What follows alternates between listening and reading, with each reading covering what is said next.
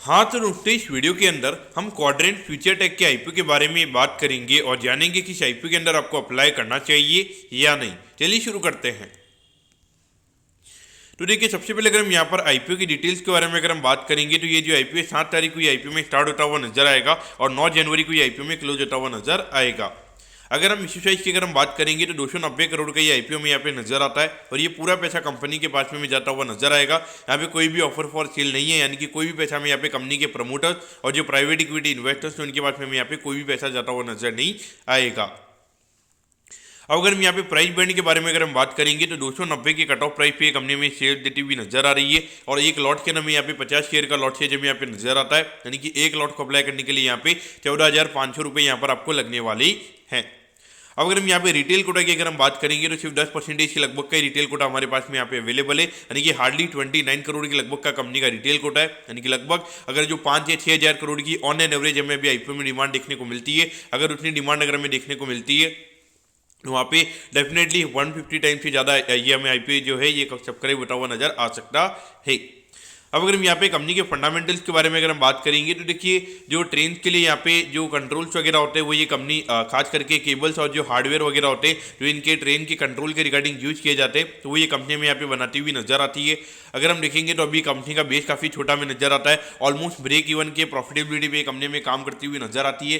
पिछले साल अगर हम बात करेंगे तो हार्डली यहाँ पे 14 करोड़ के लगभग का प्रॉफिट यहाँ पे कंपनी ने कमाया है।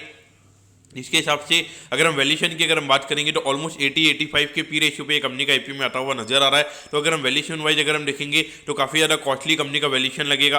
लेकिन देखिए अगर हम आईपीओ के इश्यू साइज की अगर हम बात करेंगे तो सिर्फ 290 करोड़ का आईपीओ का इश्यू साइज है। तो अगर लिस्टिंग के टाइम पर अगर डिमांड थोड़ी अगर ज़्यादा रहती है और सप्लाई अगर इतना अवेलेबल नहीं रहता तो वहाँ पे कहीं ना कहीं एक बार के लिए वैल्यूएशन को हमको यहाँ पे इग्नोर करना पड़ेगा। तो ऑल देखा जाए तो कंपनी यहाँ पे ठीक ठाक नजर आती है और एक पॉजिटिव इंडिकेशन यहाँ पर ये कि पूरा फ्रेश इश्यू में यहाँ पे नजर आता है, जिसमें यहाँ पे ये कंपनी थोड़ा केपेक्स भी करेगी, थोड़ा वर्किंग कैपिटल के लिए हमें यहाँ पे यूज करती हुई नजर आएगी और थोड़ा बहुत यहाँ पे कंपनी अपना डेट को रीपे भी करेगी। तो उससे आने वाले टाइम पे कहीं ना कहीं इंटरेस्ट बर्डन यहाँ पे कंपनी का कम हमें होता हुआ नजर आएगा, तो उससे भी कहीं ना कहीं प्रॉफिटेबिलिटी हमें यहाँ पे और बढ़ती हुई नजर आ सकती है। तो यहाँ पर आपको क्या करना चाहिए, तो देखिए मेरे हिसाब से लिस्टिंग इनके पॉइंट ऑफ व्यू से यहाँ पे इसकी डिमांड काफ़ी अच्छी रहने वाली है, क्योंकि आईपीओ सब्सक्राइब मेरे हिसाब से काफ़ी अच्छा हमें यहाँ पे होता हुआ नजर आएगा, क्योंकि रिटेल कोटा सिर्फ 10% के लगभग का ही है।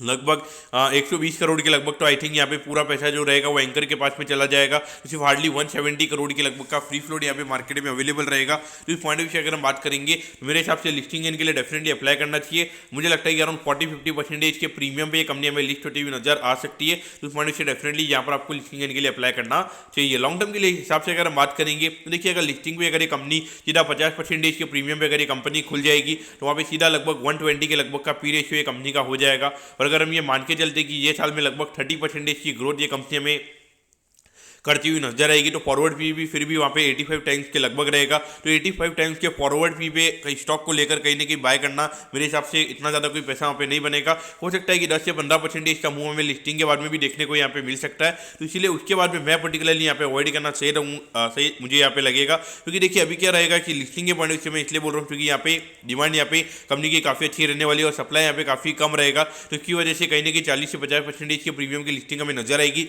लेकिन उसके बाद में एट दी एंड यहाँ पे सारा खेल वैल्यूएशन का ही हो जाता है और जब वैल्यूएशन काफ़ी ज़्यादा हैवी हो जाएगा तो फिर स्टॉक को चलना काफ़ी ज़्यादा मुश्किल यहाँ पे हो जाएगा। तो इसलिए मेरे हिसाब से लिस्टिंग इनके लिए डेफिनेटली यहाँ पर आपको ये आईपीओ के अंदर अप्लाई करना चाहिए। तो मैं कहता हूँ कि क्वाड्रेंट फ्यूचर के आईपीओ के बारे में आपको सब कुछ समझ में आ गया होगा। अगर आपकी कोई भी क्वेरीज है आप कमेंट कीजिए, मैं जरूर आपके कमेंट पर रिप्लाई करूंगा। ओके दोस्तों, thank you, have a nice day.